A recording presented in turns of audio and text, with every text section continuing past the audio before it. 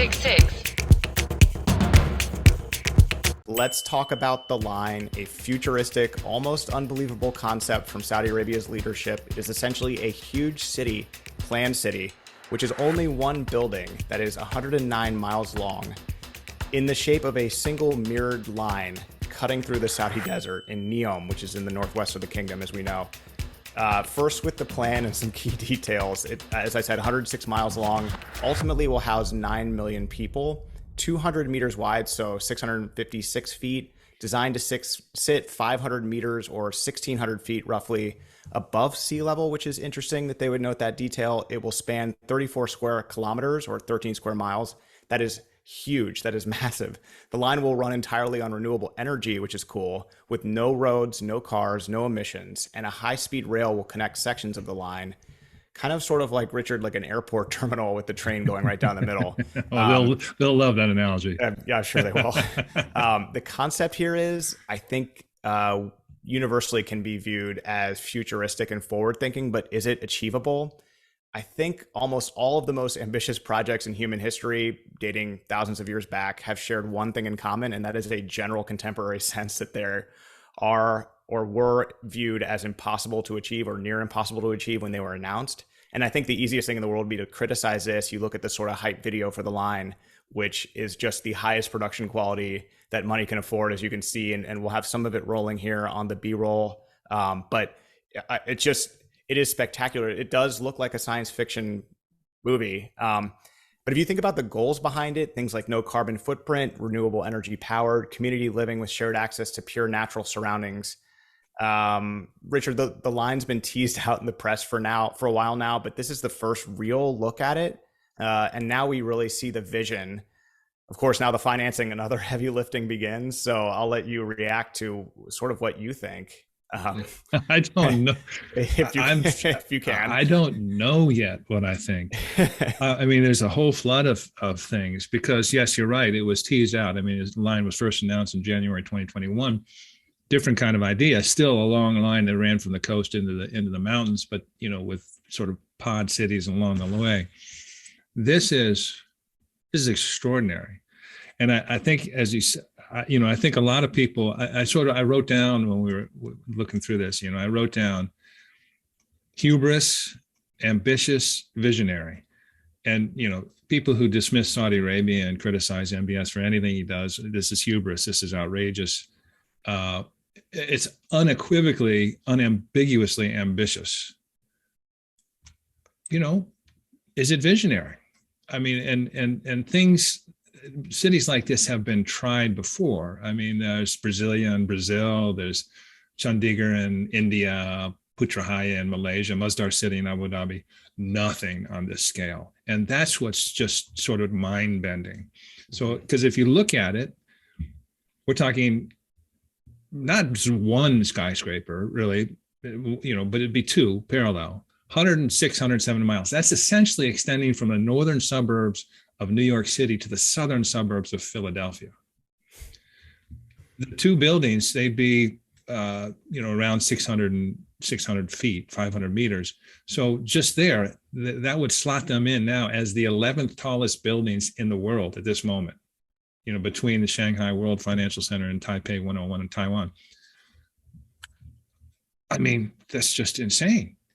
The scale of it, and it's a 50-year project, and it's going to cost over $1 trillion. The first phase of the project is estimated to be $320 billion between now and 2030. So, I had a friend who pointed this out. All right, do the math on that. So, the math on that is,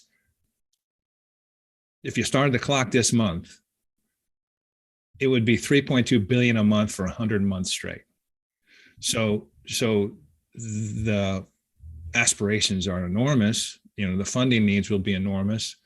And I don't think anybody expects this to go, on schedule and happen. But so you put that down, you go, okay, this is just beyond belief. I mean, is it even possible? I mean, and for me, I sort of move into some of his comments, Mohammed bin Salman's comments when he was announcing this. And you go, wow. So one of the comments he said, quote, "If you have money, you should raise the bar. and create something innovative and different. Since we are doing it from nothing, why should we copy normal cities? I believe it's going to be the best livable area by far in the whole planet, unquote. He called it a civilizational revolution. And I guess the whole design, which, and I hope there's some pretty cool videos, and I know your B-roll is outstanding. So we'll see what's great.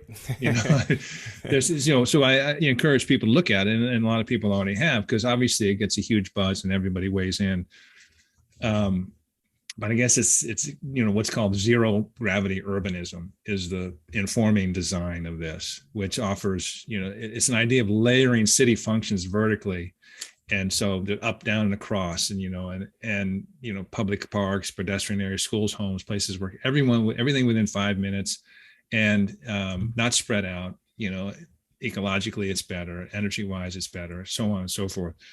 But it's still, a fairly new concept, and nobody's ever tried anything like this. So when I say I don't know what I think about it, I think it's stunning. And when you listen to the designers and the Crown Prince talk, and you listen to Saudis, you go, that's pretty impressive. I mean, that's a big swing. And it's admirable. I understand what he's trying to do, and maybe they don't get it, but I'm wearing a Washington Nationals Curly W shirt today, just by happenstance. We're both fans of the Washington Nationals. We're both fans of the Washington Commanders. Wouldn't you like an owner that takes big swings like that? Man, we could do a whole segment on that. and so this is, the more I got into this, and the more I was looking at this is just, it's hard. Again, it's an enormous concept, but it's a big swing, and I admire it. I think that was a really excellent reaction. My first reaction to this is to immediately say, well, this is so ambitious and so ridiculous that your brain defaults to no way. There's no way you can do it. It's way too big or long or expensive. And the fact that is my first knee-jerk reaction makes me like it immediately, because then I just think about Tyson's Corner outside of where we have an office, Richard, outside of DC, where everything is built straight up in the air, and you can't really walk to a building 2 buildings down. You can't really walk to anything. And they're working on that, but they're trying to solve that problem after building the buildings. Correct. And so what this is actually sort of an approach that says, and this is part of the marketing, but they're saying, well, what if we could start over? Would we really do it again that way, and then try to bolt on some, moving walkways and a tram system? Why don't we build it around getting around, get rid of the cars and the parking and the noise and the pollution, and everybody shares an outdoor space. I like it. I mean, it's too bad that this was announced just 2 to 3 weeks after we interviewed leading Saudi architect Day Al Daiwan, who's just really brilliant. It would be really cool to ask her what she thinks about it. But Richard, you used the analogy of base hits the other day about little wins for Saudi Arabia. This is like Babe Ruth standing up to the calling your shot, calling his shot, yeah. And then not just promising a grand slam, but declaring that he's going to hit the ball 300 yards over the fence. I mean, that makes me think, okay, what if this is only 10 miles long? That's still a home run. That's still a grand slam. It would be a marvel to see. It would be a prototype for other human developments around the world. There'd be some mistakes and stuff that people could learn from. There's also so much, I'm sorry we're going long on this, but there's so much to think about here. Like, so are they going to start as close to NEOM as possible and just start moving out? Because if that's the case, you could build 2 miles of this thing, and then as demand, satisfies it, just keep building and making it longer and longer. And then the second thing that I'm curious about is, so what's your mailing address? Is it the line and then your mile marker 43, zone 4, apartment 452 above the trees and the terrarium? I mean, yes, exactly. I just think this is cool. I'm sorry. I mean, I'm sure people expect that, but I think this is cool. Well, and they've got to fund it, which is going to be a challenge. And of course, they're doing the Octagon, which is right off the shore there, and again, the other thing I kind of like, and it's things like, the Newcastle acquisition or Live Golf or, Formula One, all these things, what they're going hard after in the face of massive criticism. And it would have been easy to take this greenfield project, NEOM, and do something that is familiar, comfortable, well understood, even if it's not a little forward edge. But I mean, to take the swing and to stand up and understand you're going to be criticized, and you're putting a lot of things on the line on what would be a very ambitious, difficult to achieve project. Again, I admire that, and it's kind of owner I'd like to have from my franchises that I support. So it's really, as I said, it's mind bending. But when you get into it, I think in many ways it's admirable. And it seems it's everyone we talk to, and we've had a discussion today, is Saudis seem to be very proud of it. Mm-hmm. And I think what's really interesting, and this has been consistent with Vision 2030 all along, is sort of a re-declaration of Saudi Arabia as a physically located place in between East and West, and Europe and Africa. I mean, it really is sort of at the intersection of the world, depending on how you lay your map out. And what the Saudis are doing with the line and NEOM and Oxagon and investments in the Red Sea and completely rehabilitating and revitalizing Riyadh, which we also talked about earlier today.